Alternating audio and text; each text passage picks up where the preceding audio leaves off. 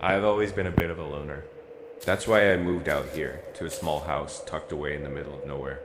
My closest neighbors were miles away.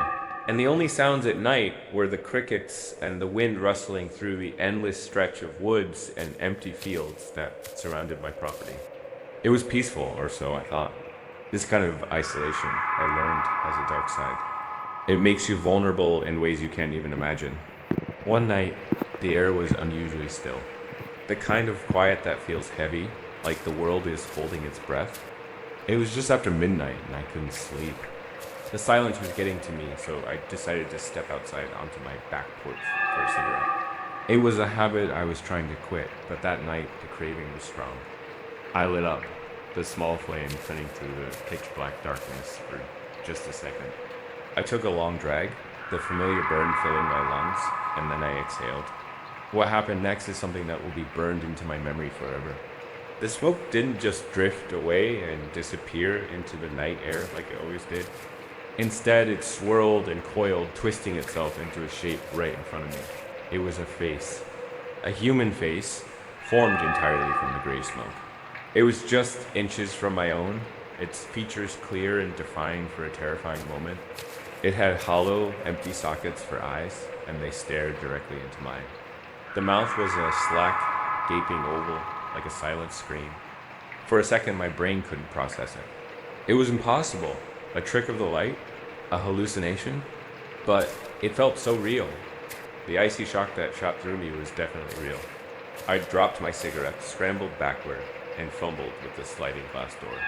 My heart was pounding against my ribs like it was trying to break free. I slammed the door shut and locked it, my hands shaking so badly I could barely manage the simple locks. I didn't stop there. I ran through my small house, a whirlwind of pure panic, checking and rechecking every single lock. The front door, the windows in the living room, the small bathroom window I always left cracked open. I locked them all, my breath coming in ragged gasps. The image of that smoky face, those hollow eyes, was seared behind my eyelids. It was more than just a strange phenomenon.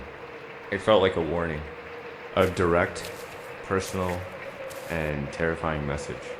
I collapsed onto the floor, my back against the locked front door, trying to make sense of it. But there was no sense to be made. After what felt like an eternity huddled in the dark, I finally gathered enough courage to call the police. My voice trembled as I tried to explain what happened. I'm sure they thought I was crazy or maybe drunk. A woman calling about a face made of smoke. I probably wouldn't have believed me either. But I pleaded with them, telling them something felt deeply wrong. To their credit, they sent a car out. The wait was agonizing. Every creak of the old house, every rustle of leaves outside, sent a fresh wave of fear through me. When the flashing blue and red lights finally cut through my windows, I felt a surge of relief so powerful my knees went weak. The officers were calm and professional. They listened to my story, their expressions unreadable. Then they began to search the property with their powerful flashlights, cutting beams through the darkness that had felt so menacing just moments before. They checked the porch, the yard, and then moved toward the tree line at the edge of my property. I watched from the window, my heart still racing. And then I saw the beams of their flashlights converge on one spot, deep within the trees. There was shouting. I couldn't make out the words, but the tone was urgent, demanding. A few minutes later, the officers emerged from the woods, and they weren't alone. They had a man in handcuffs. He was dressed in dark clothing, and even from a distance, I could feel the intensity of his stare as they led him to the patrol car. He had been hiding in the trees, watching my house. They arrested him that night. The police told me he was a drifter with a history of stalking, but they never gave me a clear reason why he chose me or my isolated little house. They never could explain the face in the smoke. Was it some bizarre coincidence? A supernatural warning? A projection of my own fear? I still don't have the answers. All I know is that he was out there, watching me, long before I ever saw him. That night taught me a horrifying lesson. I had moved out to the middle of nowhere seeking solitude, believing I was completely alone. But I wasn't. For how long, I'll never know. But something or someone had been standing right there in front of me, hidden in the dark all along. Thanks for listening. And if you have a story that defies explanation, share it in the comments. Don't forget to like and subscribe for more true, terrifying stories. Stay safe out there. The city lights always made me feel safe, like a million tiny eyes watching over me. But one night, that illusion was shattered forever. I was home alone, scrolling through my phone while my roommate was out for the evening. The usual city hum was my only company sirens in the distance, the faint rumble of the subway. Then, I heard it. A faint scratching sound at the front door. At first, I dismissed it, probably just a branch or the wind. But it didn't stop, it was rhythmic, deliberate. Scrape, scrape, pause, scrape, scrape, pause. My heart started to pound a little faster. Who would be scratching at our door this late? I muted my phone and listened. Every muscle in my body tensed. The scratching stopped, and for a moment there was just silence. I held my breath, straining to hear anything.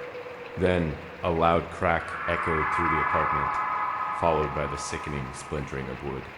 Before I could even process what was happening, the front door swung open with a violent thud against the wall. A tall, broad figure stood silhouetted in the doorway, blocking the hallway light. My mind went blank with terror. This wasn't real. This couldn't be happening. He stepped inside, his movements unnervingly calm. The door swung shut behind him, plunging the entryway back into darkness. My survival instincts screamed at me to move. I scrambled backward off the couch, my bare feet silent on the floor. The only thing I could think of was the kitchen. A weapon, anything, I darted into the small galley kitchen and fumbled for the knife block. My hand closed around the handle of the largest chef's knife, my knuckles white. It felt heavy and useless against the sheer size of the man I'd just seen. I crouched behind the kitchen counter, my body trembling so hard I was afraid the knives in the block would rattle. His footsteps were heavy, slow, each one a drumbeat of dread. Thump dot dot dot thump dot dot dot dot dot. Dot. He was moving through the living room, the place I had been just moments ago. I heard a soft rustle as he ran his hand over the fabric of the couch. Then the sharp clang of our floor lamp being knocked over. It crashed to the ground and I flinched, pressing myself smaller against the cabinets. He wasn't rushing, he was searching. He knew someone was here. He was looking for me. My breath hitched in my throat, a tiny betraying sound. Did he hear it? The footsteps stopped. The silence that followed was worse than the noise. It was thick with anticipation, with menace. I could hear my own blood roaring in my ears. After what felt like an eternity, the footsteps started again. This time moving away from the kitchen and down the short hallway toward the bedrooms. My roommate's room first. I heard the door creak open. More heavy footsteps. The sound of a closet door sliding. Drawers being pulled out, slammed shut. He was terrifyingly patient. This was my chance. I knew he would come from my room next. It was now or never. Pushing myself up, I ran on trembling legs out of the kitchen, past the living room, and toward my bedroom at the end of the hall. My hand was slick with sweat as I gripped the doorknob. I slammed the door shut just as his footsteps started coming back down the hall. I fumbled with the lock, my fingers clumsy with panic. Click. It was a flimsy, cheap lock, but it was all I had. I threw my body against the door, as if my weight could somehow reinforce it. His footsteps stopped right outside. The doorknob rattled violently. He was trying to open it. Then he started pushing, his weight thudding against the thin wood. The frame groaned under the pressure. I frantically dug my phone out of my pocket, my shaking fingers barely able to unlock it. I dialed 911, my voice a strangled whisper as I told the operator what was happening. He's trying to get in, I sobbed. Please hurry. The operator's calm voice on the other end was the only thing keeping me from completely breaking down. Suddenly, the pressure on the door stopped. I heard his heavy footsteps moving quickly back toward the living room. Then, the sound of the front door opening and closing. And silence. A few moments later, I heard the wail of sirens growing closer, a sound I had never been so relieved to hear. The police arrived within minutes. They cleared the apartment, their voices and heavy boots a strange comfort after the terrifying silence. but he was gone. He had vanished back into the night as easily as he had appeared. The only evidence he left behind was the broken lock on our front door and the chaos he decreated inside. The police never found him. There were no fingerprints, no witnesses who saw him enter or leave the building. It was as if a ghost had breached our home. Since that night, my home has never felt the same. Every creak of the floorboards, every shadow in the corner makes my heart leap into my throat. The feeling of safety is gone, replaced by the chilling knowledge of how easily a lock can be broken and how quickly your whole world can be invaded. Thanks for listening to my story. If you have a story of your own, share it in the comments. And please remember to subscribe for more.